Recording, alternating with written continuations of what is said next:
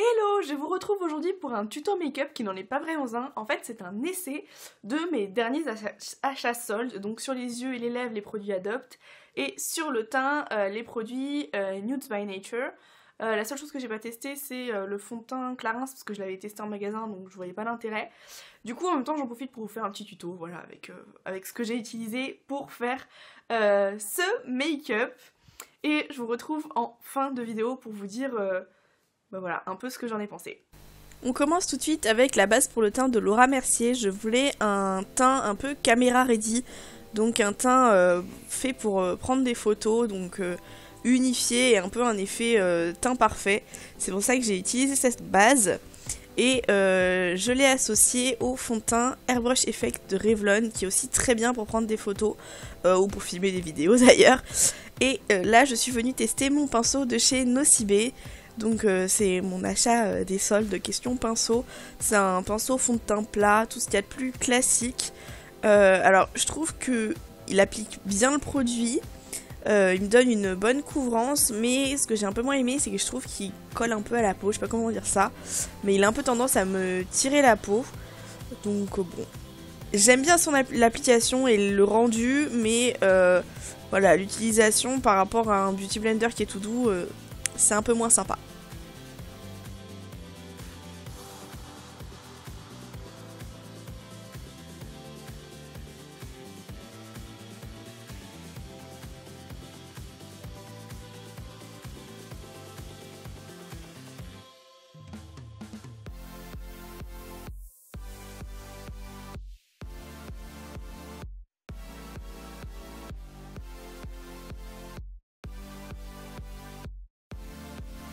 Pour continuer avec les tests produits, donc j'essaye mon nouvel anti-cerne de chez Nudes by Nature.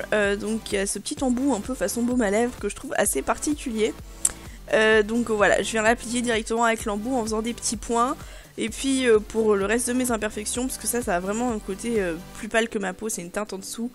Donc un côté illuminateur, donc ça marche pas pour les imperfections. Pour les imperfections, je suis venue prendre l'indétrônable Cover Stick de chez Maybelline, qui pour moi est le meilleur question correction des imperfections.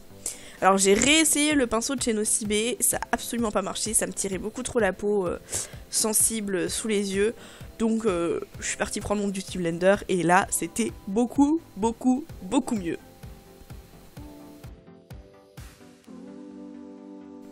Hors caméra, je suis venue poudrer mon teint avec une poudre faite par moi-même de chez Aromazone, que je n'ai toujours pas terminée, donc je ne peux pas vous faire le tuto pour la refaire vu que je ne l'ai pas terminée.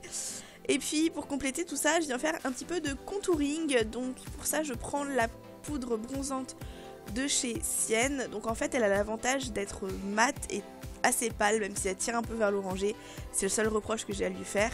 Et avec mon teint très clair de l'hiver, c'est la seule poudre que je peux me permettre sans que ça fasse de grosses taches marron foncé. Et je viens blender tout ça avec le pinceau blush de chez Nocibé.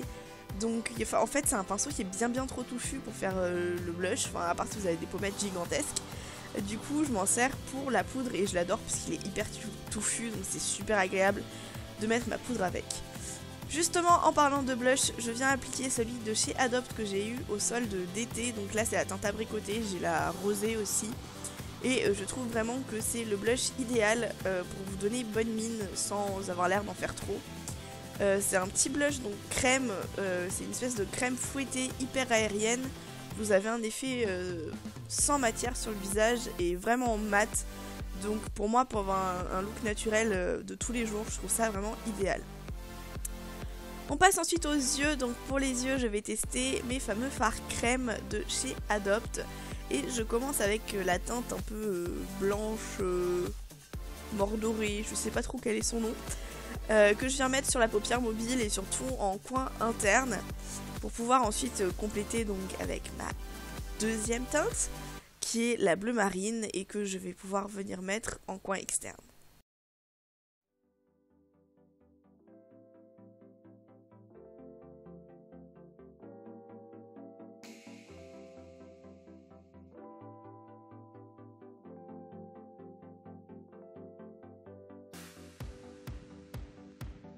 Alors je m'applique pas vraiment lors de l'application si on voulait juste se servir des fards crème.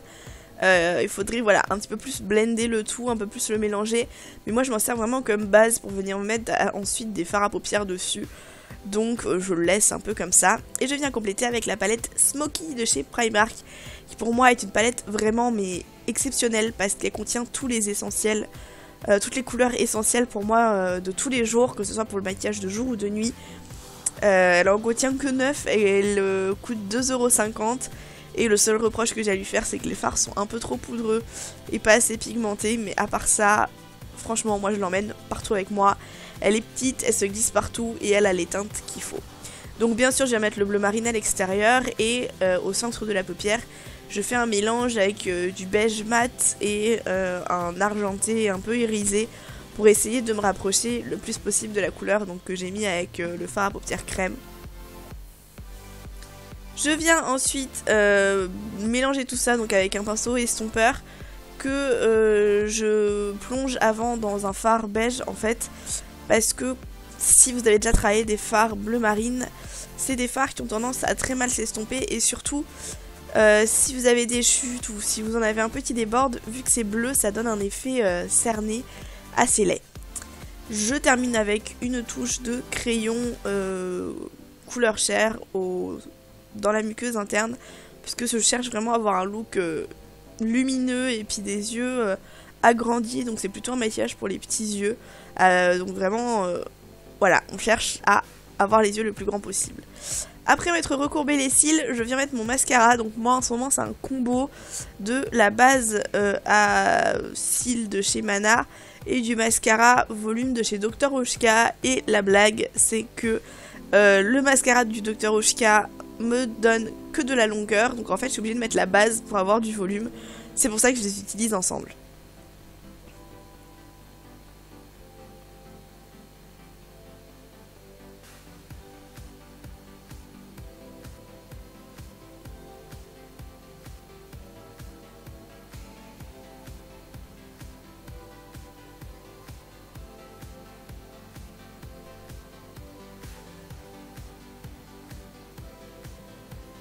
Et ensuite donc je passe aux sourcils, pour moi c'est le combo Bobbi Brown, donc la poudre et le pinceau, parce que la poudre est vraiment à ma teinte et je commence toujours par la queue du sourcil parce que j'ai le début du sourcil touffu et la queue vraiment clairsemée, donc je mets le plus de matière dans la queue et puis ce qui reste sur le pinceau, ben, je comble les tout petits trous que j'ai dans le corps de mon sourcil avec.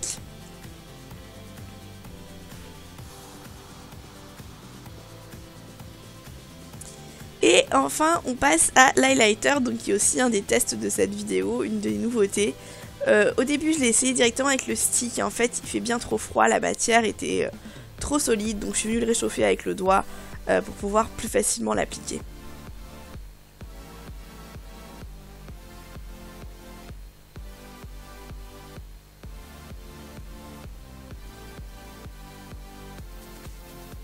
Enfin on termine avec le rouge à lèvres.